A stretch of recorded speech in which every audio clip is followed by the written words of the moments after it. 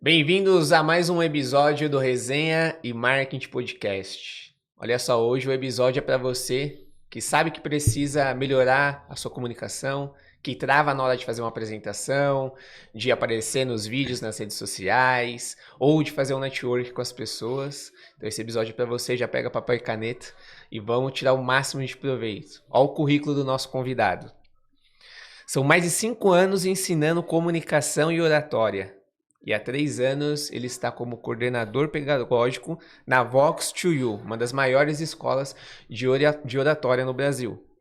Ele entende na pele o que é vencer a trava de falar em público e como a comunicação intencional muda o valor do mercado de qualquer profissional. Então se prepara, porque hoje tem muito conteúdo sobre posicionamento e oratória.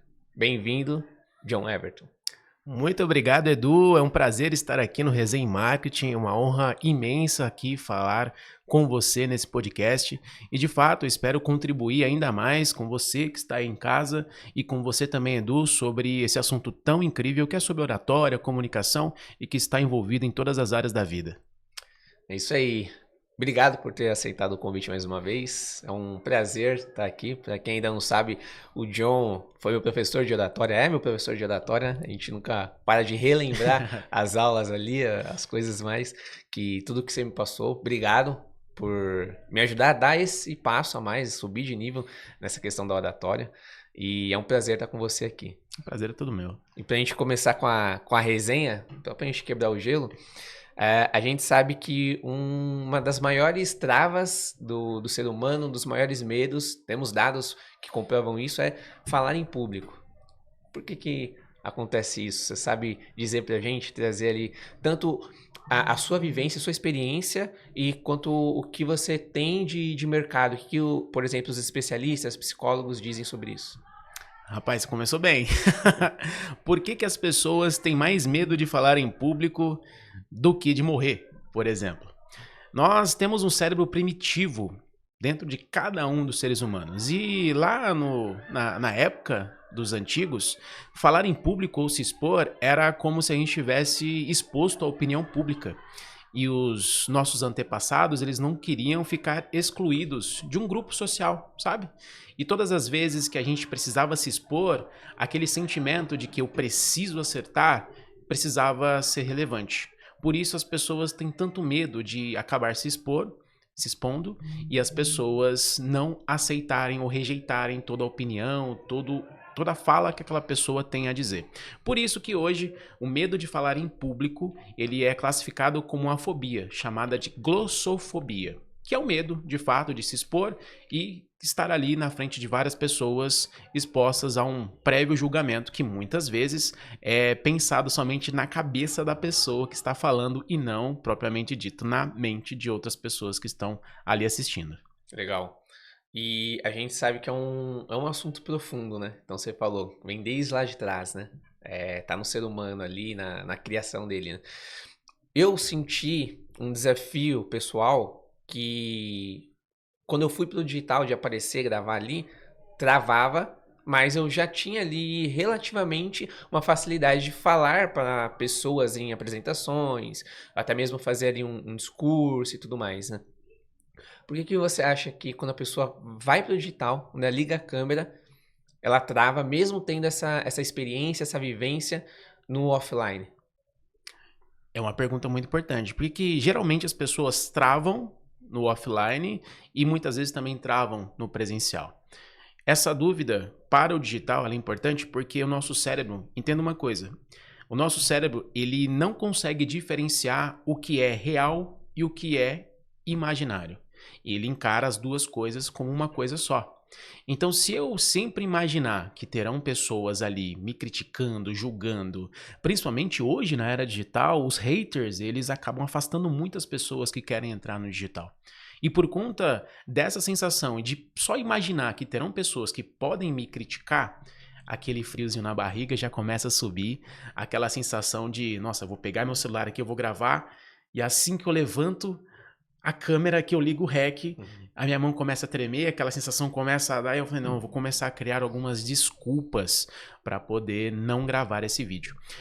Portanto, a gente precisa entender um pouco mais que quando nós estamos falando para a rede social, essa rede social, ela precisa entender que você que está falando sobre o seu produto, sobre o seu nicho, precisa ter um propósito. Se seu propósito não for um propósito muito claro, bem objetivo, você não vai conseguir atingir esse propósito, se preocupando com pessoas que talvez não possam gostar do seu conteúdo.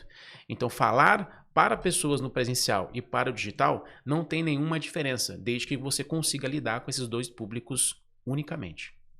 Legal, bom demais. E eu vejo também que tem muitos profissionais bons, seja qual área for a dele ali, que tem muito conteúdo para trazer, para ensinar, para transmitir ali por meio de uma palestra, um discurso e tudo mais. Só que ele acredita que a oratória dele não é boa, que ele não consegue ser capaz de falar para as pessoas ou ensinar e tudo mais. O que você vê ali dessas pessoas? O que elas têm em mente? Você acha que, por exemplo, a oratória, a pessoa já nasce com esse dom? Ou isso é treinável? Qual que é a sua visão? Olha, qual é a visão da pessoa que acredita que a oratória é um dom? Eu sempre falo para todo mundo, eu vou ter sempre essa mesma convicção. Quem fala que oratória é um dom está se escondendo atrás de uma desculpa. Porque assim como todas as outras técnicas que existem no mundo, a oratória é uma habilidade treinável. Nós não sabemos, nós não aprendemos desde o berço a falar com muita convicção, a falar com propriedade, a melhorar a nossa dicção. A gente aprende falando errado, nós trocamos as palavras, nós não conjugamos verbo direito. Tudo isso a gente aprende ao longo da nossa jornada. Portanto, quem acredita que a oratória é um dom, se você que está aí nos assistindo acredita que a oratória é um dom, pare imediatamente. Saiba que a oratória é uma habilidade treinável e isso vai se repetindo a cada exposição que você tem. E eu posso passar uma dica rápida para quem está aqui em Claro. casa, Edu? Eu entendi que ao longo dessa minha jornada existe um acrônimo que pode ajudar qualquer pessoa a entender a habilidade na comunicação. E esse acrônimo se chama ECO. ECO. ECO. O ECO é constituído pela primeira sigla, que é o E de exposição. Quanto mais você se expõe, mais você acaba ali se envolvendo com a oratória. Edu, se você fosse somar a quantidade de horas que você tem na vida se expondo para algumas pessoas, quantas horas daria? Bastante. Não consigo nem mensurar. Ou seja, por conta de ser muitas horas, você consegue ter uma confiança melhor ali na sua oratória. E é esse ponto que a gente vai chegar. Se temos o E, temos o C também, que é de confiança. Quanto mais você se expõe, maior a confiança que você vai ter na sua comunicação. Eu não consigo ter uma confiança, uma oratória muito alinhada, se eu tiver poucas horas de exposição. Se eu me expor somente em entrevistas de emprego, se eu me expor somente nas reuniões em família, se eu me expor somente no TCC da minha faculdade, em algum trabalho que meu professor acaba me empurrando e eu tenho que fazer porque eu sou obrigado, aí aquela sensação, nossa, pô, eu tenho que fazer. Se todas essas situações somadas na sua vida não derem uma hora, você precisa já, a partir de agora, buscar oportunidades para se expor. Se eu tenho muitas exposições, muitas horas de exposições na vida, eu consigo ter uma maior confiança na minha comunicação. E se eu tenho uma maior confiança na minha comunicação, eu também tenho uma oportunidade de melhorar a minha oratória, aplicando técnicas, porque a minha confiança me permite isso. Então o eco, ele está envolvido em todas as áreas da vida e principalmente na oratória. Muito bom. Antes ali de eu entrar lá na Vox Studio, eu já tinha consciência disso, que eu precisava me expor. Porque eu já sabia, é a prática, né? Não tem jeito, né? Claro que a gente precisa de um método, né? Precisa ali de um mentor. E aí por isso que eu fui lá, procurei a escola e tudo mais. E eu vi que fui melhorando. Mas ainda sinto que preciso continuar me expondo, continuar me desafiando e tendo ali um mentor para me acompanhar, me apontar ali aonde eu preciso ajustar, aonde eu preciso ir, o que eu preciso fazer. Mas vamos lá. Eu quero que você conte um pouco agora da sua história. Você veio ali da indústria, e hoje você já tem mais ali pouco mais de 5 anos como professor de oratória e posicionamento ali e tudo mais. Conta um pouco de como foi essa sua transição e como que você entendeu ali que a oratória, saber se comunicar, faz toda a diferença para um profissional, até mesmo para gerar negócios. Minha história é muito interessante, Edu, porque quando a gente fala sobre a indústria, eu sempre imaginava que quando eu fosse ficar maior, a gente ia imaginar um universo cheio de máquinas, cheio de pessoas resolvendo problemas, produção o tempo todo. E querendo ou não, nós somos educados desde a infância a resolver esses problemas da sociedade. E eu aprendi dessa forma. Quando eu tinha ali meus 13, 14 anos, meus pais falavam: olha, você tem que fazer algum curso, você precisa ir para alguma área. E um amigo meu, Douglas, falou assim: olha, vamos fazer um cursinho no Senai? Para qual curso? Ele falou: não sei, vamos ver. Ele foi lá, se inscreveu, falou: olha, me inscrevi num curso de caldeiraria. Eu falei: opa, peraí, eu não sei o que é isso, mas já que falaram que fazer Senai funciona, que é bom para o ser humano em geral, vamos lá, vou lá fazer Senai. E eu posso afirmar com 100% de certeza que foi a melhor decisão que eu tive na minha vida. Não só pela área de atuação que eu tive, mas porque no Senai eu consegui atribuir algumas questões de características e também de vivência pessoal que eu não consegui encontrar em nenhum outro lugar. Como, por exemplo, a disciplina de você entrar no lugar, de você fazer o que é certo, de você cumprir regras, de você saber os seus horários, de você saber que existe um processo para tudo, que se você não conseguir cumprir esse processo, você pode ter algum problema no futuro. Então, ao longo da minha jornada, eu fiquei durante 4 anos e meio no Senai. Eu fiz 2 cursos lá. E esses 2 cursos, o Senai, ele sempre instigava os alunos, a cada 2 meses, pelo menos, a fazer apresentações para todo mundo da turma. E eu sempre fui uma pessoa muito descolada, eu sempre gostava de falar com todo mundo. Só que eu ainda não sabia que a comunicação era uma porta para muitas outras que eu ainda poderia abrir. E os professores começaram a enxergar que eu tinha essa facilidade com a comunicação.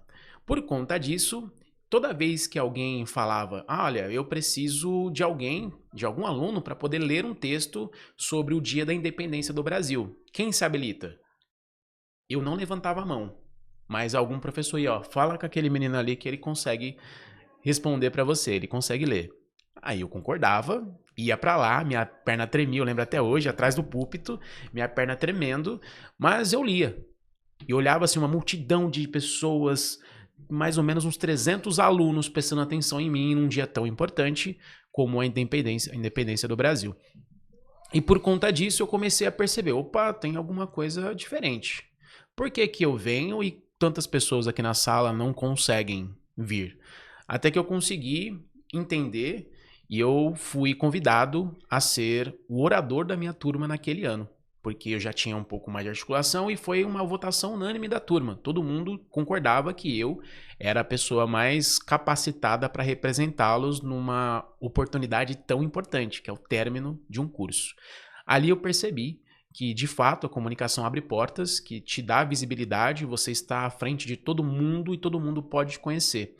A partir de ali eu tive outros envolvimentos durante a indústria, precisei também trabalhar no telemarketing quando a minha filha estava nascendo e ali eu comecei a desenvolver. Todo mundo que já trabalhou no telemarketing vai falar que o telemarketing, quem sobrevive a ele, consegue aprender muitas coisas envolventes. E lá eu trabalhei com o Sem Parar na área de retenção, onde eu aprendi a argumentar. Imagine você que está em casa, você querendo cancelar algum produto, cancelar algum serviço por conta de uma insatisfação que foi gerada e uma pessoa calma, com essa minha voz aqui, consegue convencer você de que naquele momento não seria a melhor oportunidade, porque se você cancelasse, você não teria a melhor solução. E você concorda. Claro, eu não fui feliz todas as vezes, eu tive que aceitar muitas vezes, mas eu percebi que ali era uma forma de refinar minha comunicação, sabe, Edu? Dessa maneira, eu pude melhorar ainda mais e elevar a minha exposição, porque a todo momento eu estava falando. Todo dia eu estava falando, cansado, com sono, mas estava lá falando. E isso foi elevando ainda mais a minha confiança, e a partir do momento que as pessoas começaram a confiar cada vez em mim, eu fui subindo de cargo. Virei supervisor, depois supervisor, eu entrei na área de treinamento de pessoas, onde eu me encontrei. Onde eu vi que ali era o momento onde eu precisava estar, eu precisava passar meu conhecimento, eu conseguia passar conhecimento, eu tinha paciência para isso, paciência para respeitar cada tipo de pessoa, entender que cada tipo de pessoa tem uma forma diferente de falar, tem uma forma diferente de entender, e você também precisa refinar cada uma dessas formas para que todo mundo entenda a mesma coisa. Muito bom. Então, até aí foi o momento onde eu percebi que a minha comunicação era super importante, que eu precisava investir nela. E aí cai na onde a gente falou, né? O profissional que tem essa habilidade, que tem essa skill, essa resiliência ali, ele é diferenciado no mercado. Totalmente. A pessoa que entra numa empresa com comunicação, primeiramente já na entrevista as pessoas já começam a entender. Se não for na entrevista, se você é um prestador de serviço, você vai conseguir transmitir mais confiança para aquelas pessoas. Então, se você tem uma comunicação bem alinhada, com toda certeza, no ambiente corporativo, no mercado de trabalho, você vai conseguir se destacar sem nenhuma dúvida. Muito bom. Muito se fala dessa comunicação intencional, né? Você é especialista nisso. Quando a gente vai para o digital, se expor ali nas câmeras e tal, onde que esses especialistas ali, essas pessoas que estão na frente das câmeras, costumam mais errar na comunicação intencional? Edu, na frente das câmeras, se a pessoa não tem intenção de acertar o alvo, ela não acerta. Imagine você com arco e flecha na mão e você precisa atirar num alvo. E você fala, não, eu não tenho a intenção de acertar o alvo. Onde você vai acertar? Qualquer lugar, Em menos o qualquer alvo. lugar. Se você pegar também aquela frase clássica da Alice no País das Maravilhas, do gato, que ele fala, olha, e também meu saudoso Cortella, que repete várias vezes, se você não sabe para onde ir, qualquer caminho vai servir. E quando a gente fala de intencionalidade para o digital, se eu não estudar o meu público, se eu não estudar o meu nicho, se eu não entender de pessoas, se eu não entender quais são os arquétipos, se eu não entender principalmente quem são as pessoas que vão consumir o meu conteúdo, eu não vou conseguir falar diretamente para esse público específico. Ou seja, eu vou atingir qualquer pessoa. Eu vou ficar à mercê de uma pessoa X ou Y acreditar, aceitar, curtir, compartilhar, porque às vezes ela vai fazer sentido para uma ou para outra, mas para o seu público em específico não vai. É por isso que é muito importante você ter intenção diretamente em fazer alguma coisa específica. O que você quer fazer para o seu público imediatamente? Você quer vender? Você quer motivar? Você quer inspirar? Você quer ensinar? Todas essas coisas precisam ser bem claras na sua criação de conteúdo, na sua exposição, para que você atinja o objetivo que você quer atingir. Muito bom. Legal. Agora, se aprofundando ainda um pouco mais, né? No digital, a gente vê vários profissionais ali se posicionando, querendo vender alguma coisa. Só que, infelizmente, alguns bons profissionais não conseguem ter ali uma escala de negócio, um certo nível de vendas, como outros profissionais que nem são tão bons assim. Infelizmente acaba acontecendo. É Então, verdade. na sua visão, o quanto que a oratória, a própria oratória, né, a comunicação ali intencional e também a postura ali de se posicionar, elas contribuem com esse resultado no digital desses especialistas? Edu, alguém já te contou uma história de que... Imagine só uma pessoa que tem uma ideia muito importante na cabeça e que ela precisa passar essa ideia adiante, só que ela tem medo de passar. E aí vem uma outra pessoa com uma ideia bem parecida e fala, e é reconhecida. O que essas duas pessoas têm em comum? Eu acho que é a exposição, que a gente já mencionou antes, mas também como ela fala do que ela tem para trazer do conteúdo dela. Na verdade, o que essas duas pessoas têm em comum é a ideia. As duas têm ideia. Mas uma teve coragem de falar e a outra não teve. Quando a gente encara isso para uma pessoa que não consegue transmitir muito bem a ideia e a outra pessoa consegue, com toda certeza, a pessoa que consegue falar, que tem uma comunicação muito mais alinhada, ela consegue cativar ainda mais as pessoas que estão ouvindo. Ou seja, se eu quero que a outra pessoa me entenda, que a outra pessoa confie em mim, que a outra pessoa se inspire em mim, primeiro de tudo, a minha comunicação precisa estar alinhada. Warren Buffett falou isso claramente para todo mundo várias e várias vezes, que o melhor curso que ele investiu na vida foi um curso de US$ 100 sobre comunicação. Ele precisava alinhar primeiro a forma como ele falava para que o outro também pudesse entender. Se essas duas pontes não conseguirem se conectar, que a palavra do digital de fato é conexão, nós não vamos conseguir atingir nenhum objetivo. Agora, aquela pessoa que talvez não tenha tanto conhecimento quanto ela conseguiu falar, ela conseguiu chegar no resultado e também conseguiu se conectar com a outra, mesmo não tendo tão conhecimento. Ou seja, um recado muito importante é melhorar a comunicação para que o seu recado, a sua vontade e a sua intenção tenham um objetivo atingido. Bacana.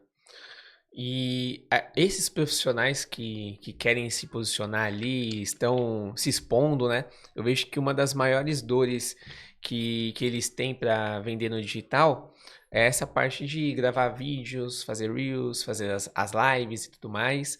Só que para a gente ter mais clareza, né? Qual que é a diferença ali técnica entre falar presencialmente para um grupo de pessoas ou até mesmo fazendo uma palestra e falar no pra câmera ali, gravar um vídeo e tudo mais, para que a gente consiga ajudar essas pessoas a se destravar.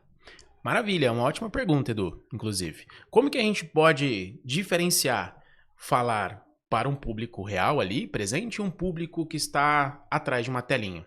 Primeiro de tudo, um público que está ali, real, presente, é necessário ter muito dinamismo. É necessário manter a conexão e a atenção dessas pessoas em você. E claro, você pode se dirigir, fazer uma pergunta, interagir com essas pessoas, direcionar a sua linguagem corporal diretamente para ela, olhar para todo mundo. Então todo mundo consegue sentir a sua presença, a sua energia com mais facilidade. Agora, quando a gente vai para um mundo digital, nós precisamos imaginar como o outro vai sentir isso através de um celular. Para a gente imaginar isso, a gente precisa entender algumas coisas, como, por exemplo, uma sequência simples para gravação de conteúdo. Primeiro, o maior ativo no mundo, atualmente, nessa era digital, é com certeza a atenção. Onde muitas pessoas estão publicando vídeos, reels, lives a todo momento, nós precisamos chamar a atenção dessas pessoas de alguma forma. Então, nos primeiros segundos, a gente precisa criar alguma coisa para chamar a atenção dessas pessoas para o nosso vídeo. É claro que depois eu preciso entregar com o meu desenvolvimento, com a minha promessa, aquilo que eu quero que a outra pessoa entenda. Mas nos primeiros segundos eu posso simplesmente mexer alguma coisa no cenário. E uma dica que eu sempre dou é começar a treinar, a gravar segurando alguma coisa na mão. Porque a gente psicologicamente consegue fazer as outras pessoas imaginarem o que essa pessoa vai fazer com o que está na mão. Pode ser que faça alguma coisa, pode ser que não faça nada. Mas só esse estímulo faz com que quem está do outro lado da tela preste atenção em você, acabe absorvendo o seu conteúdo e saia daquele vídeo, do Reels, da live, de alguma maneira. Se a gente for diferenciar cada tipo de conteúdo, do Reels isso é muito importante. Agora, de live e vídeo para o YouTube, que é uma das coisas muito importantes, nós precisamos ter um conteúdo bem interessante e chamando a atenção de outras formas, como melhorando a thumbnail, uma thumbnail bem chamativa, e também com uma headline que possa fazer com que a outra pessoa tenha curiosidade de ouvir o seu conteúdo. Então, quando a gente vai para essas duas formas, uma que é presencial, eu consigo ter um pouco mais de dinamismo, usar um pouco mais o improviso para que essas pessoas se sintam mais conectadas, e no digital eu preciso usar algumas ferramentas, entender como o mundo digital funciona para que essa cartilha seja seguida e o nosso objetivo seja cumprido, que é passar a mensagem para a pessoa que está nos assistindo da melhor maneira possível. Se a gente não engajar, se nós não chamarmos atenção, é muito provável que essa pessoa apenas pule o nosso vídeo. Muito bom. Você falou sobre chamar a atenção e alguns anos atrás ali era o principal ativo da internet, né? A atenção. Hoje já se fala que não é mais a atenção, mas sim a confiança, né? Então, para a gente juntar ali a chamada atenção e a confiança, e aí entra em específico na posicionamento, oratório e tudo mais. Então você já falou de atenção, agora vamos falar um pouco da confiança ali. Como que a gente reforça essa confiança ali em gravar vídeos, no digital e tudo mais. Como que a gente pode melhorar essa confiança na hora que eu vou gravar algum vídeo? Eu começo a pensar que as pessoas confiantes, elas não falam assim, desse jeito, pra todo mundo. Claro que todo mundo tem um jeitinho de falar e, sabe, meio fofinho, mas tem algumas formas de falar totalmente diferente que a gente também pode transmitir a confiança. E o que é, claro, transmitir a confiança? É a pessoa entender que você sabe do que está falando. Primeiramente, se você começa a enrolar muito quando está falando, as pessoas vão falar, ih, esse aí não está sabendo tanto do que está querendo dizer. Ou se a pessoa não conseguir ir direto ao ponto, falar aquilo que precisa, as pessoas também vão começar a julgar que você não sabe do que está falando. Ou se você fala uma bobeira, uma besteira muito grande. A gente vê no ambiente da política, quando uma pessoa fala uma besteira, a gente já começa a desconfiar que a pessoa não seja tão confiável assim. E o princípio básico da oratória é justamente falar de forma clara e objetiva. Se eu não falo de forma clara e objetiva, é muito provável que a pessoa não vá confiar naquele meu vídeo, não vai confiar nas informações que eu estou falando. Olha aí como a comunicação e oratória é tão importante na criação de conteúdo. Porque mesmo que eu saiba do que eu esteja falando ali naquele momento, mas eu, de alguma forma, não confio em mim, não confio no resultado que eu proponho, não confio na transformação que eu vá fazer na pessoa, a outra também não vai confiar nesse resultado que eu estou vendendo, que eu estou ali empregando no digital. Portanto, eu preciso confiar em mim, primeiramente, preciso ter repertório e, mais do que isso, melhorar a minha comunicação para que eu também consiga transmitir essa confiança. Muito bom. A gente, ainda sobre confiança, parece repetitivo, pessoal, mas na verdade a gente precisa ir se aprofundando, que envolve vários e vários elementos, né? Então, as perguntas parecem semelhantes ali, as respostas também, mas a gente está se aprofundando para ajudar vocês a perceber mais sobre como se posicionar melhor, como se comunicar melhor e tudo, né? Mas para a gente se aprofundar ainda mais nessa parte, né? Eu aprendi muito com você sobre a comunicação não verbal, né? Postura de palco, aonde você olha, como que você fala, como você ser intencional de fato, né? Eu queria que você falasse um pouco mais desses elementos que são sutis, são silenciosos, mas que fazem a diferença numa apresentação, numa palestra, num discurso. Desde falando ali para uma pessoa individualmente, quando eu estou, por exemplo, vendendo para ela em uma reunião no Zoom, ou até mesmo num palco ali falando para várias e várias pessoas. Maravilha. Como a gente pode melhorar nossa comunicação? Através de 3 etapas simples. Essas etapas são: primeiro, eu preciso ser natural. Segundo, eu preciso olhar a minha comunicação não verbal, então são meus gestos, são a minha postura, como que eu estou gesticulando e depois o contato visual. Essas 3 coisas são importantes. Se a gente for olhar para os 2 ambientes, as 3 são extremamente importantes para a gravação de conteúdo ou para a transmissão de informação. Porque ser natural num ambiente cheio de IA é muito difícil. Quando a gente fala de confiança, que nós já falamos aqui, inclusive, nós estamos com inúmeros criadores de conteúdo que estão se enraizando muito mais no conteúdo que a IA gera do que a gente precisa criar. Ou seja, o ser humano está cada vez mais carente de conteúdos humanizados, de realmente entender que é um ser humano ali na frente e parar de ficar ouvindo que é isso, comparações o tempo todo que a IA ama fazer. Ou seja, ser natural é uma coisa muito importante. Agora, o segundo ponto mais importante ainda é o gesto e as expressões.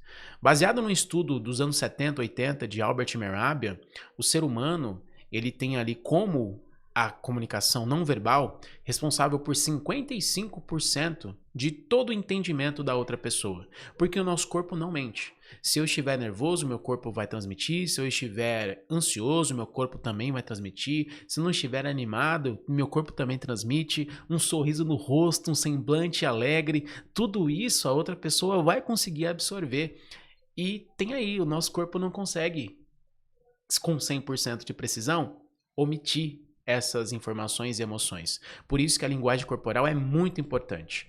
E o que eu deixo como dica para a linguagem corporal é sempre imaginar que tem uma caixa invisível aqui na frente do nosso corpo, precisamente na frente do nosso peito aqui, na nossa caixa torácica, e que essa caixa invisível é um lugar onde a gente pode gesticular, onde nós podemos mexer as nossas mãos levemente, sem precisar fazer movimentos muito bruscos, senão chama atenção para aquilo que você está fazendo, e de fato gesticular com as mãos abertas. O ser humano começa a confiar ainda mais nas pessoas quando nós mostramos nossas mãos. Se eu estiver com as minhas mãos aqui, abaixo da mesa, é muito provável que uma pessoa pense, mas o que ele tem nas mãos? Por que ele está com a mão abaixada? Será que ele está segurando alguma coisa? Será que ele é confiável? Olha a confiança aparecendo de novo. Ou seja, eu preciso sempre estar com as minhas mãos à mostras e mostrando para as pessoas que cada vez que eu gesticulo, essa gesticulação, essa linguagem corporal, ela acaba ajudando a transmissão da informação. A outra pessoa consegue entender da mesma maneira que uma leitura labial. E por fim, você olhar nos olhos das pessoas é muito fundamental, porque dessa maneira a outra pessoa consegue entender que você está conectado diretamente com ela. Você que está aí de casa, você já viu algum vídeo de algum criador de conteúdo que ao invés de estar olhando para você, ele está olhando um pouco mais para baixo, um pouco mais para o lado, ou aparenta ler alguma coisa enquanto está gravando um vídeo? Pois é, essa pessoa está olhando para todos os lugares, menos para a câmera, onde ela deveria criar um cenário ou criar uma sensação que ela está olhando diretamente para você. Então, dessa maneira, a gente consegue criar uma tríade da comunicação em qualquer ambiente. Ser natural, transmitir com naturalidade aquilo que você sabe, depois tomar cuidado com a sua linguagem corporal, com seus gestos, com a sua postura, com um sorriso principalmente, e depois olhar nos olhos das pessoas, porque assim todo mundo vai se sentir conectado e vai conseguir te ouvir com mais confiança. Legal, bom demais. Vocês perceberam que a oratória não é simplesmente a gente falar, né? Tem várias e várias camadas aí dentro disso, várias técnicas, várias estratégias. Inclusive, você me ensinou muito, né? E quando eu vejo alguém falar em público, né? Se posicionar ali no palco, eu fico inconscientemente analisando essa pessoa ali, mas para não julgando, né? Não é de forma ruim, mas aprendendo, entre aspas, né? O que não fazer. Ontem mesmo eu estava em um evento de marketing e ali eu vi alguns palestrantes cometendo alguns deslizes, podemos dizer assim, né? Não vamos falar erros, mas muitos deles falando muito bem ali, com um timbre de voz muito bom, energia no palco, se movimentando, só que cometendo algumas gafes ali, né? Alguns deles, até mesmo o próprio dono do evento, né? Já tá acostumado a fazer eventos, palestrar e tudo mais. E ele segurava o microfone aqui assim, ó, perto do peito, e tudo mais. Depois, no final ali, ele até falou que desenvolveu um problema ali, né, na mão dele e tudo mais. Deu comigo para entender, né? Mas nada que impedisse ele de se posicionar melhor e tudo. E isso é bem legal, porque a gente vai aprendendo olhando os outros, né? E essas dicas que você trouxe foi muito bom, gostei bastante. Mas agora, para a gente se aprofundar ainda mais no digital em si, né? Ali na hora do pitch de vendas, seja numa live, no lançamento, as pessoas têm meio que uma trava, né? Natural de vender. Ali na hora de fazer o pitch, fazer a oferta, e acaba que meio tirando a confiança do público ali, infelizmente, né? E mais uma vez a gente volta a falar de confiança. Qual que é o segredo ali da oratória para transmitir mais segurança, mais confiança na hora de vender alguma coisa? Vou contar um segredo aqui para você, Edu, que eu descobri ao longo da minha vida e que faz total sentido na comunicação. Se 1% da população mundial parar de vender durante um dia, nós teremos um atraso de 100 anos. 100 anos. E o que a gente não sabe é que ao longo da nossa vida, nós nunca aprendemos a vender. Assim como a comunicação, nós não aprendemos vendas na escola. Nós não aprendemos a vender na faculdade. Você que é advogado, que é dentista, que é médico, que é engenheiro, que é cozinheiro, todo mundo aprende a profissão. Mas aí quando chega no ambiente de trabalho, e agora? Eu preciso fazer alguma coisa, o que eu faço? Quer dizer que o cliente vai cair diretamente no meu colo aqui, eu vou conseguir... Não, a gente precisa vender. Nós precisamos entender sobre vendas e precisamos entender que a venda é um processo, que a necessidade de compra, ela é lógica, mas a decisão de comprar, ela é claramente emocional. Se nós não conseguirmos imaginar que o ambiente de vendas, ela faz parte de todo ser humano, que todo mundo compra e vende. Compra e vende. Vende tempo, vende serviço, vende produto. Se nós não imaginarmos isso, é bem provável que a gente vá falhar no pitch de vendas também. Então, uma dica que eu dou para quem vende e para quem faz pitch de vendas e que sempre tem algum evento é estudar vendas com vontade mesmo. É entender que vendas é um processo e é um processo totalmente emocional. E quando a gente se aprofunda nesse meio termo, a gente entende que as vendas e a comunicação estão lado a lado.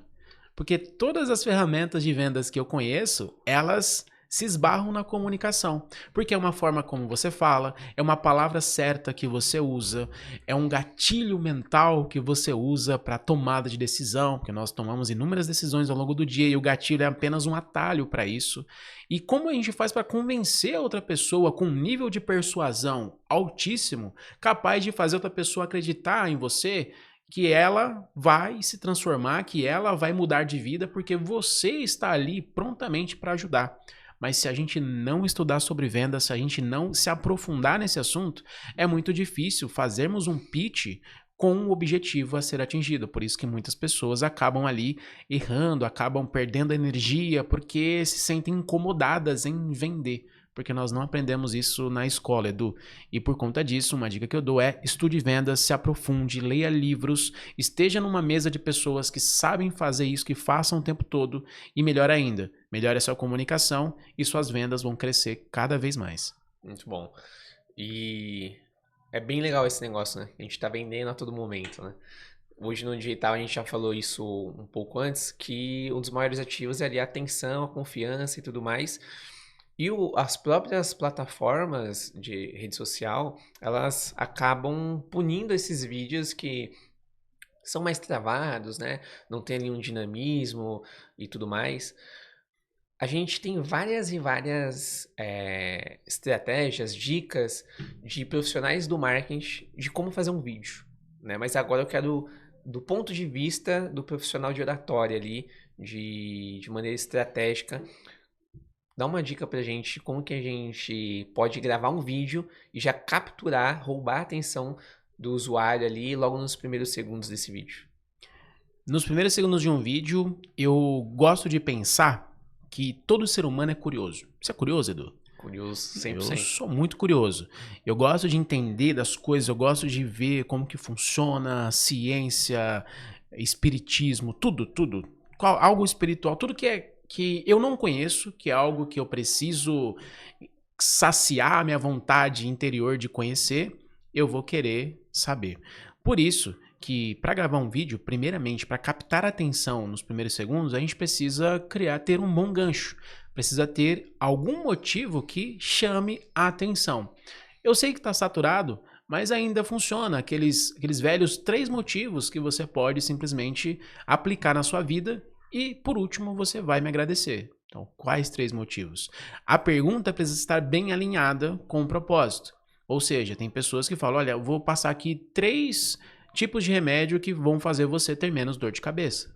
Opa, peraí, que remédios são esses? Deixa eu ver se eu já conheço esses remédios ou se tem algum remédio novo que eu ainda não conheço, que é novidade e que eu possa até mesmo melhorar. Então, para quem tem dor de cabeça, vai com certeza ficar curioso e vai assistir seu vídeo até o final. Cada tipo de vídeo precisa atingir uma certa curiosidade daquela pessoa.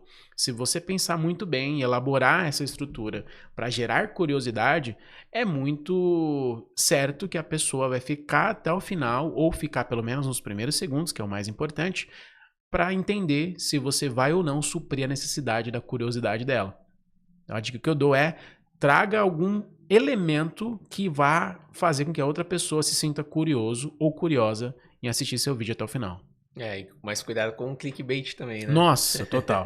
Tem muita gente aí que acaba prometendo alguma coisa e não cumpre aquilo que é prometido.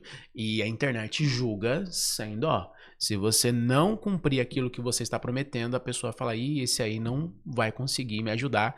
E não há reza no mundo que vai fazer você vender alguma coisa para essa pessoa. Bacana, bom demais. E agora a gente indo pro corporativo, você dá vários treinamentos também para empresas, né? B2B Sim. ali e tudo mais.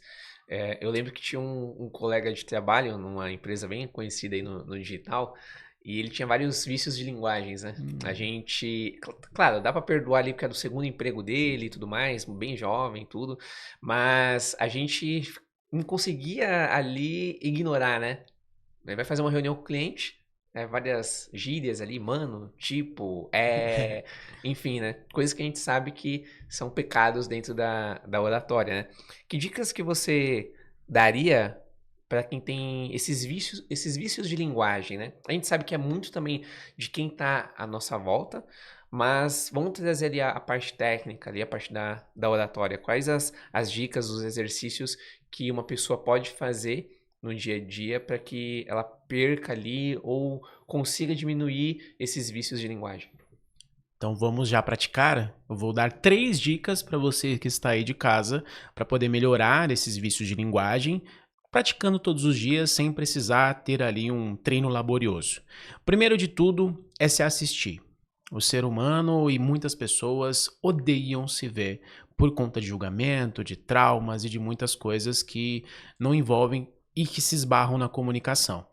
E por que se assistir vai melhorar o meu vício de linguagem? Porque, gente, eu tinha muito vício de linguagem. Eu não aprendi, eu não nasci com essa habilidade que eu estou aqui usando com vocês. Eu precisei, primeiro, entender que eu tinha. Eu precisei, assim, ó, me rebaixar a minha humildade e reconhecer que eu precisava de ajuda, que eu precisava de um curso, que eu precisava de uma pessoa que apontasse assim para mim: olha, você tem isso e precisa melhorar. Esse foi o meu primeiro ponto. Eu comecei a ver meus primeiros vídeos e falei: não tá legal. Eu preciso melhorar. Eu preciso de alguém. Eu não sei como. Então, se eu não sei como, eu tenho que achar o quê? O quem? Quem pode me ajudar? E foi aí que eu fiz meus primeiros cursos, entrei no mundo da oratória, fiz meu primeiro curso de oratória e logo depois eu me empenhei bastante e fui convidado a ser professor. Então a primeira dica que eu dou é se assistir. Grave alguns vídeos, se você não grava vídeo pro digital ainda, porque eu sei que você está assistindo, eu sei que você tem interesse em entrar para esse mundo, mas grave algum vídeo, faça algum teste e se assista. Se você perceber que tem esses vídeos que o Edu falou, o i, prolongar alguma vogal, tá, é isso, tipo, já acende aí, sobe uma red flag e veja, eu preciso melhorar. Segunda dica que eu dou, para que a gente possa melhorar ainda mais, é a respiração. Nós falamos de intenção aqui hoje, Edu, e eu tenho certeza que muitos aqui só respiram porque está condicionado automaticamente. Agora você vai lembrar que respira, que vai dar aquele respiro mais forte, vai encher os pulmões ali com vontade. Mas quando a gente não lembra, nós estamos respirando aqui, ó, nosso pulmão está trabalhando, nosso corpo também. A gente nem lembra que nós podemos fazer isso intencionalmente. Portanto, enquanto eu estou falando, eu preciso dar pequenas pausas para poder respirar. E é onde entra esse as pessoas não precisam preencher esse momento de pausa com um espaço simplesmente ali verbalizado. E muitas pessoas têm medo, viu, Edu, de dar essa pausa, porque o mundo corporativo é bem competitivo e as pessoas falam: olha, se eu der uma pausa, vem o outro e já me interrompe. Esse é um problema da outra pessoa, não é seu. Se a outra pessoa te interrompeu é porque ou ela não respeita ou você não passa confiança suficiente para que ela possa te respeitar, ou ela realmente tem algum problema e não consegue respeitar o tempo do outro. Mas é muito importante você dar uma pausa para poder respirar. E essa é a terceira dica. Você selecionar alguns momentos que você possa pausar e respirar logo em seguida. Se você conseguir ter essas três coisas, você vai ter um negócio chamado de nível de consciência. Você eleva o seu nível de consciência e você sabe exatamente onde você está na comunicação. E se você não conseguir melhorar com essas três dicas, procure um profissional, chame alguém que possa te ajudar a melhorar essa habilidade. Legal, bom demais. Deu para pegar as dicas aí e anotar para praticar, né? Mas agora, vendo todo esse universo da inteligência artificial, né? Eu vi ali alguns vídeos já de alguns profissionais falando que muitos vídeos encheram as redes sociais e poucos usuários entraram, né, para comportar ali esses vídeos, né? Então, eu vejo que as pessoas estão ficando já desde agora já saturadas desses vídeos de inteligência artificial. Então, mais do que nunca, as pessoas querem ver humanização. Elas querem ver um vídeo fácil de digerir, sem aquelas palavras difíceis, como por exemplo a gente vê lá na Cíntia Chagas, os vídeos dela que ela fala muito sobre isso, né, comunicação e tudo mais, só que também tem outros criadores de conteúdo que falam um pouco mais, de forma mais densa, como o Samiraj, Guilherme Freire e outros também, né? E naturalmente eles acabam passando mais autoridade na fala deles, né? Como que a gente faz ali para equilibrar de forma natural essa nossa comunicação para que ela seja acessível e mantenha ali ainda essa postura de autoridade sem que a gente fale de forma muito rasa ali, muito topo de funil, mas que a gente consiga manter ali esse posicionamento? Nós precisamos entender que o mundo digital, ele precisa ser dividido. Como que a gente pode simplesmente entregar duas coisas para o mesmo público?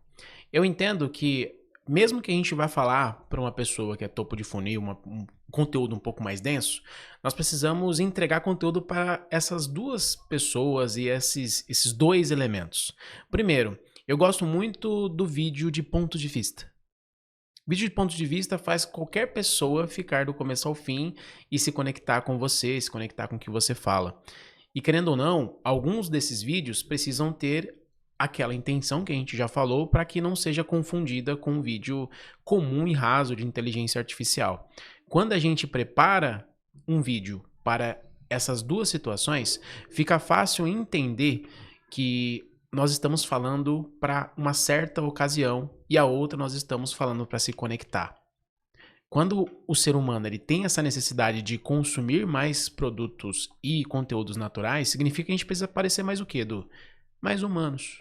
Cada vez mais. Falar como algo simples, falar como uma pessoa simples, falar de uma maneira que todo mundo possa entender aquela minha mensagem, o meu recado. Mas quando eu preciso, de fato, mudar um pouco a chavinha, eu preciso trabalhar um pouco mais o meu conteúdo para que esse conteúdo atinja o meu objetivo. E eu penso sempre em 4 coisas quando eu vou gravar qualquer conteúdo. Se esse conteúdo vai ensinar qualquer pessoa, se vai motivar, se vai inspirar ou se vai vender. Se eu consigo direcionar o meu propósito para algum desses conteúdos, eu vou ter ali a estrutura certa para gravar aquele conteúdo. Então a dica que eu dou é que se a gente simplesmente fizer a mesma coisa para os dois formatos, nós nunca vamos conseguir atingir o objetivo dos dois formatos. A gente tem que criar um formato diferente para cada tipo de objetivo que a gente vai ter dentro do digital. Mas sempre se lembrando que a gente precisa cada vez se conectar com a nossa audiência. Muito bom. É um assunto meio profundo ali, né? Porque equilibrar ali essas duas coisas, né? A gente ter uma fala mais natural e ao mesmo tempo a gente ter a autoridade, passar a autoridade num vídeo, requer equilíbrio ali de várias peças ali, de vários pratos, podemos dizer, né? Totalmente, totalmente. Saber como falar para um story, saber como falar para um reel, saber como fazer uma VSL, por exemplo, como que a gente vai falar para cada um desses formatos. É importante entender que cada um dessas pecinhas no digital, a nossa comunicação vai ser diferente. E não tem como eu gravar um story falando todo ali, cheio de palavras bonitas, com alta produção, sendo que o story é para me conectar com a minha audiência. E esses pontos são muito importantes entender no ambiente de marketing, principalmente mudar a minha comunicação em cada um desses cenários. Muito bom. E aí, para quem está assistindo a gente, ele quer se posicionar, ele já entendeu que ele precisa ali melhorar a comunicação, a oratória dele. Qual que é o primeiro passo que esse profissional, que esse especialista, o que ele deve fazer? Primeiro passo para ele conseguir se posicionar na comunicação ou em qualquer outra área é ele simplesmente começar a gravar. Eu gosto sempre de pensar que a internet não era e não é como o dia de hoje. A internet antigamente era um ambiente totalmente limpo, comum. As pessoas gravavam de qualquer jeito, elas subiam vídeos da maneira que elas conseguiam, as câmeras não eram tão boas como hoje e todo mundo assistia, todo mundo estava lá. Mas se a pessoa não tiver a vontade, não conseguir se jogar, não perder o medo de gravar, é bem provável que ela não vai conseguir ali ter um êxito naquilo que ela está fazendo. E a segunda coisa que eu dou é não se comparar.